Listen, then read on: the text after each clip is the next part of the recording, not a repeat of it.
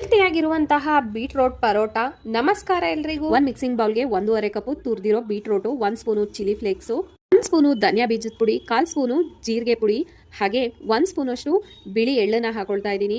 ರುಚಿಗೆ ತಕ್ಕಷ್ಟು ಉಪ್ಪು, 1-2ರಿಂದ 3 ಸ್ಪೂನು ಸಣ್ಣಗೆ ಹೆಚ್ಚಿರುವಂತಹ ಕೊತ್ತಂಬರಿ ಸೊಪ್ಪು. ಒಂದ್ಸರಿ ಚೆನ್ನಾಗಿ ಮಿಕ್ಸ್ ಮಾಡ್ಕೊಳ್ಳೋಣ. ನಂತರ ಇದಕ್ಕೆ ಅರ್ಧ ಕಪ್ ಅಷ್ಟು ಗೋಧಿ ಹಿಟ್ಟನ್ನ ಹಾಕೊಳ್ತಾ ಇದ್ದೀನಿ.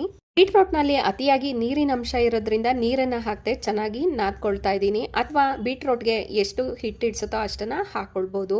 ಚೆನ್ನಾಗಿ ನಾದ್ಕೊಂಡ ನಂತರ ಮೇಲೆ ಸ್ವಲ್ಪ ಎಣ್ಣೆನ ಸವರ್ಬಿಟ್ಟು ಒಂದ್ 10 ನಿಮಿಷ ಇದನ್ನ ನೆನಿಲಿಕ್ಕೆ ಇಡೋಣ.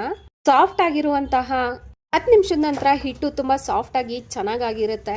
ಯಾವ ಗಾತ್ರಕ್ಕೆ ಬೇಕೋ ಆ ಗಾತ್ರಕ್ಕೆ ಬಿಲ್ಲೆನ ಮಾಡ್ಕೊಂಡು ಸ್ವಲ್ಪ ಹಿಟ್ಟನ್ನ ಉದುರಿಸ್ಕೊಂಡು ಲಟ್ಟಿಸ್ಕೊಳ್ಳೋಣ.